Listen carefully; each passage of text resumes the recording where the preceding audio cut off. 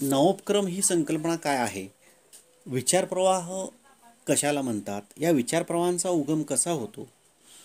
या संबंधित माहिती या व्हिडिओच्या माध्यमातून मी आपल्याला देण्याचा प्रयत्न करणार आहे. नमस्कार, मी प्राध्यापक आर बी पाटील, शिक्षण आणि समाज या यूट्यूब चॅनलवर आपल्या सर्वांचं हार्दिक हार्दिक स्वागत. आजचे युग हे जागतिकीकरणाचे युग आहे असं म्हटलं जातं.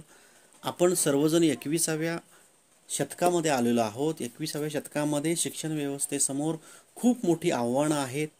इतर देशांच्या तुलनेमध्ये भारतातील शिक्षण पद्धतीमध्ये अजून बरीच प्रगती होणे शिल्लक आहे.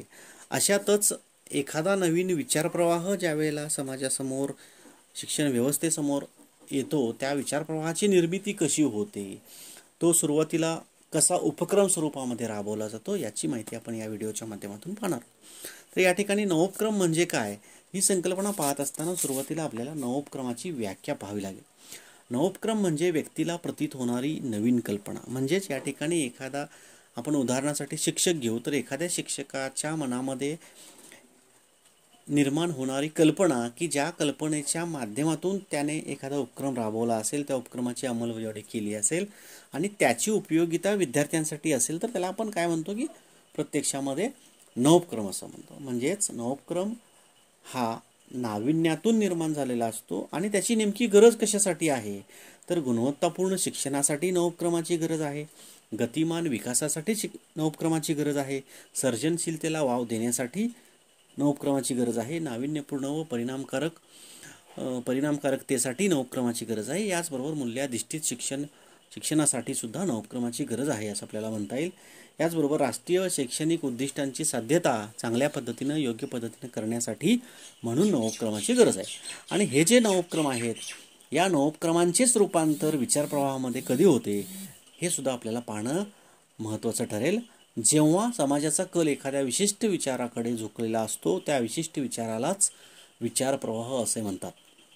म्हणजेच एखाद्या शिक्षकाचं आपण जर उदाहरण घ्यायचं झालं, तर शिक्षकाने स्वतःच्या कल्पनेतून किंवा शिक्षकाच्या विचारातून, सर्जनशील विचारातून एखाद्या उपक्रमाची सुरुवात होते. या उपक्रमाची अंमलबजावणी त्या शिक्षकामार्फत शालेय स्तरावर केली जाते. या उपक्रमातून निर्माण झालेले किंवा प्रत्यक्षामध्ये विद्यार्थ्यांना झालेले फायदे, या सर्व गोष्टींचा विचार उपयोगिता या घटकामध्ये केला जातो. म्हणजेच या उपक्रमाच्या अंमलबजावणीची प्रत्यक्ष उपयोगिता किती साध्य झाली आणि ही उपयोगिता जेव्हा समाजाला मान्य होईल, तेव्हा त्याचं रूपांतर, त्या उपक्रमाचं रूपांतर हे विचारप्रवाहामध्ये होतं. आणि ही प्रक्रिया नवोपक्रमातून विचारप्रवाहाच्या उगमापर्यंतची आहे असं आपल्याला म्हणता येतं. मग विचारप्रवाहाचा उगम नेमका कोणकोणत्या बाबीतून होतो, हे सुद्धा या ठिकाणी पाहणं आवश्यक आहे. आता सुरुवातीला आपण असं म्हणू, की नाविन्यातून विचारप्रवाहाचा उगम होतो. तर एखादी नवीन गोष्ट, नवीन कल्पना जेव्हा शालेय स्तरावर किंवा विद्यार्थ्यांच्या एखाद्या वर्गासमोर राबवली जाते, तेव्हा तो उपक्रम असतो आणि तो उपक्रम, त्याची उपयोगिता जेव्हा सिद्ध होते, साध्य होते आणि प्रत्येक ठिकाणी, प्रत्येक प्रदेशामध्ये त्याचा उपयोग आहे हे जेव्हा दिसून येतं, तेव्हा त्या उपक्रमाचे रूपांतर प्रत्यक्षामध्ये कशामध्ये होतं, प्रत्यक्षामध्ये विचारप्रवाहामध्ये होतं.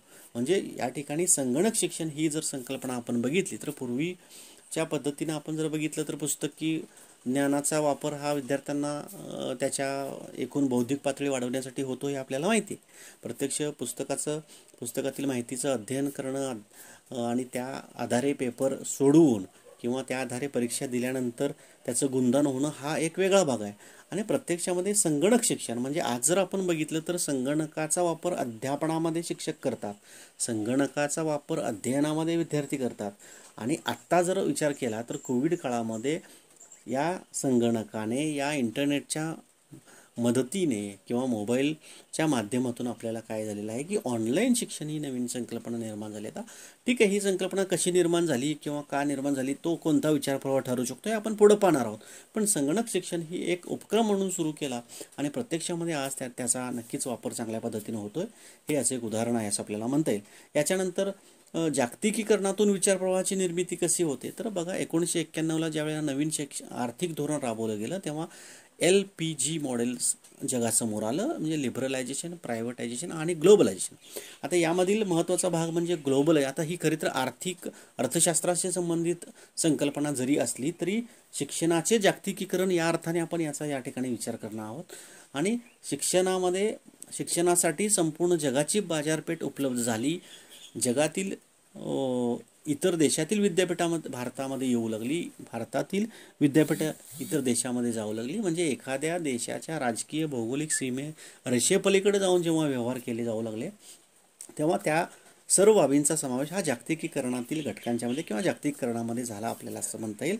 म्हणजे शिक्षणाचे जागतिकीकरण, शिक्षणाधिष्ठित, क्षमताधिष्ठित शिक्षण ह्या ज्या संकल्पना आहेत ह्या सर्व संकल्पना जागतिकीकरणातून निर्माण झालेल्या विचारप्रवाहाच्या आहेत असं आपल्याला या ठिकाणी म्हणता येईल.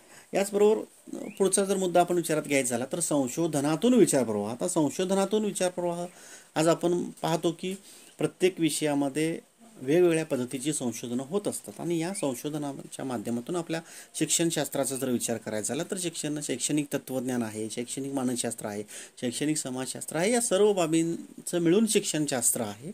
शैक्षणिक मानसशास्त्राचा अभ्यास करत असताना मानवी मेंदूचा विकास कसा होतो या सर्व बाबींच्यावर संशोधन झाल्यानंतर मेंदू आधारित शिक्षण ही संकल्पना उदयास आली आणि प्रत्यक्षामध्ये तो आज एक विचारप्रवाह झालेला आहे. ज्ञानरचनावाद ही संकल्पना हा सुद्धा एक विचारप्रवाह आज आपल्यासमोर आलेला आहे असं आपल्याला म्हणता येईल. यानंतर गरजांच्या पूर्ततेसाठी विचारप्रवाहाची निर्मिती कशी होते याचं उदाहरण घेत असताना आपण असं म्हणू शकतो की समाजामध्ये वेगवेगळ्या पद्धतीचे विद्यार्थी, शाळेमध्ये वेगवेगळ्या पद्धतीचे विद्यार्थी असतात. या प्रत्येक विद्यार्थ्याच्या गरजा लक्षात घेऊन त्याला त्या पद्धतीनं शिक्षण देण्याचं कार्य शिक्षकाला करावं लागतं. ज्या वेळेला एखादा अपंग विद्यार्थी आपल्या समोर बसला असेल त्यावेळेला त्या अपंग विद्यार्थ्याला किंवा त्या दृष्टीहीन विद्यार्थ्याला कसं अध्यापन करायचं हे शिक्षकानं त्यावेळेला ठरवणं आवश्यक असतं आणि त्या पद्धतीनं त्या शिक्षकाची कृती असणं आवश्यक असतं. याच पद्धतीनं मुलांच्यामध्ये काही त्यांच्या शारीरिक बदलानुसार काही समस्या निर्माण होतात. म्हणजे त्याला आपण कुमारावस्थेतील शिक्षण, किशोरावस्थेतील शिक्षण, मग या संकल्पना ज्या आहेत हे एक विचारप्रवाहसुद्धा आज आपल्याकडं पाहावयास मिळतात. किंवा आरोग्य शिक्षणाची गरज काय आहे तर स्वच्छतेचं महत्त्व विद्यार्थ्यांना पटवून देणे, पर्यावरणाचं महत्त्व विद्यार्थ्यांना पटवून देणे, आपल्या शरीराची काळजी कशी घ्यावी हे महत्त्व विद्यार्थ्यांना पटवून देण्याच्या हेतूने आरोग्य शिक्षण हा सुद्धा एक विचारप्रवाह आज शिक्षण व्यवस्थेमध्ये आलेला आहे. याचबरोबर लैंगिक शिक्षण, काही गोष्टी ज्या अशा असतात की विद्यार्थ्यांनी पालकांच्याबरोबर, शिक्षकांच्याबरोबर बोलायला घाबरत असतात. अशा वेळेला त्या लैंगिक शिक्षणाच्या तासाच्या माध्यमातून ते अगदी मनमोकळेपणाने बोलू शकतात, त्यांच्या शंकांचं निरसन होऊ शकतं आणि त्यांना त्याचा नक्कीच भविष्यामध्ये त्याचा उपयोग होऊ शकतो. या सर्व बाबींचा विचार एक विचारप्रवाह म्हणून आपण इथे या ठिकाणी करू शकतो. याच नंतर याच्या पुढील भाग जर पाहिला तर विज्ञान व तंत्रविज्ञानाच्या क्षेत्रातील प्रगतीमुळे विचारप्रवाहांचा उगम कशा पद्धतीनं झालेला आहे. आता बघा सद्यस्थितीमध्ये ऑनलाईन शिक्षण, मग अशी मी म्हटलं की ऑनलाईन शिक्षणाबद्दल आपण नंतर बोलू, तर यावेळेला आता या ठिकाणी आपल्याला त्याचं स्पष्टीकरण घेता येईल. तर कोविड काळामध्ये निर्माण झालेली परिस्थिती, शिक्षण व्यवस्थेमध्ये आलेल्या अडचणी, त्याला काढलेला पर्यायी मार्ग म्हणून ऑनलाईन शिक्षण आणि ऑनलाईन शिक्षणाच्या निमित्ताने शिक्षक आणि विद्यार्थी यांचा जो प्रत्यक्ष संबंध, अप्रत्यक्षरित्या संबंध या इंटरनेट, संगणकाच्या माध्यमातून येऊ लागला आणि विद्यार्थी घरी बसून, शिक्षक स्वतःच्या घरी, विद्यार्थी स्वतःच्या घरी असूनसुद्धा त्या आधारे अध्यापनाचं कार्य होऊ लागलं. ही एक नवीन संकल्पना आहे, विज्ञान तंत्रज्ञानाच्या वापरातून निर्माण झालेली संकल्पना आहे. या कोविडच्या निमित्ताने हे आपल्याला पाहायला मिळालं आणि आजसुद्धा बऱ्याचशा ठिकाणी बऱ्याचशा कंपन्यांच्या मीटिंग्स झूम प्लॅटफॉर्मवर होतात, गुगल मीट प्लॅटफॉर्मवर होतात, वेबएक्सवर होतात वगैरे वगैरे. ह्या सगळ्या संकल्पना ह्या नक्कीच एक त्याचं विचारप्रवाहामध्ये रूपांतर झालेलं आहे असं आपल्याला म्हणता येतं. आणि आज ती लोकांची गरज म्हणजे सर्व समाजानं ते स्वीकारलेलं आहे. अगदीच उपग्रहाच्याद्वारे शिक्षण, इंटरनेटच्याद्वारे शिक्षण, ऑनलाईन एक्झाम होत आहेत. आज आपल्याकडं विद्यापीठ स्तरावरील MCQ क्वेश्चनच्या एक्झाम्स होत आहेत, ई-लर्निंग, पेपरलेस वर्क वगैरे वगैरे. ह्या सगळ्या गोष्टी, हे सगळे विचारप्रवाह हे विज्ञान व तंत्रज्ञानाच्या क्षेत्रातील प्रगतीमुळे झालेले आहेत असं आपल्याला म्हणता येतं. याचबरोबर राजकीय धोरणातून काही विचारप्रवाहांचा उगम होतो. आता तो कशा स्वरूपामध्ये आहे आपण बघू. आपण जर बघितलं तर आपल्या महाराष्ट्रामध्ये किंवा आपल्या संपूर्ण देशामध्ये विविध पक्ष अस्तित्वात आहेत. या विविध पक्ष निवडणुकांना सामोरे जातात. निवडणुकीच्या माध्यमातून प्रत्यक्ष सरकार स्थापन होतं. सरकार स्थापल्यानंतर प्रत्येक सरकारची विचारसरणी वेगळी असते आणि यांच्या विचारसरणीतून ध्येय धोरणे बदलली जातात आणि त्या पद्धतीनं काय होतं की राजकीय शिक्षणामध्ये नकळत कुठंतरी राजकीय दबाव निर्माण होतो आणि काही निर्णय हे अगदी पूर्वीची शिक्षण व्यवस्था आणि आत्ताची आता शिक्षण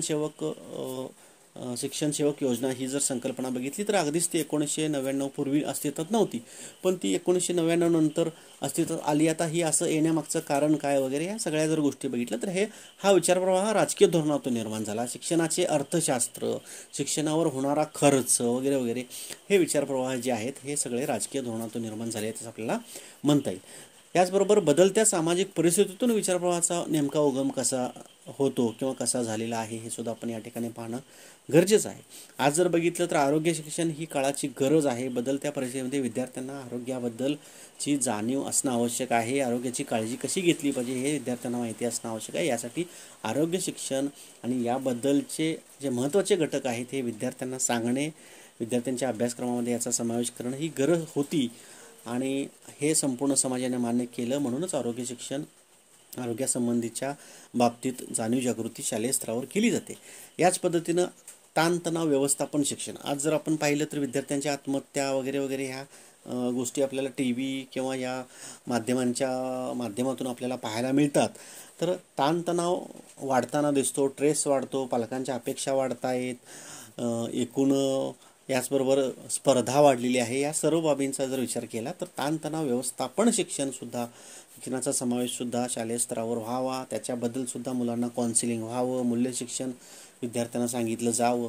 हे सगळे विचारप्रवाह याच्या माध्यमातून आपल्याला या ठिकाणी आलेले दिसतात. एकूणच या नवोपक्रमातून विचारप्रवाहाचा उगम होतो आणि हे विचारप्रवाह म्हणजेच हे समाजाने मान्य केलेले विचारप्रवाह आहेत. हे विचारप्रवाह समाजासाठी नक्कीच उपयोगी असतात.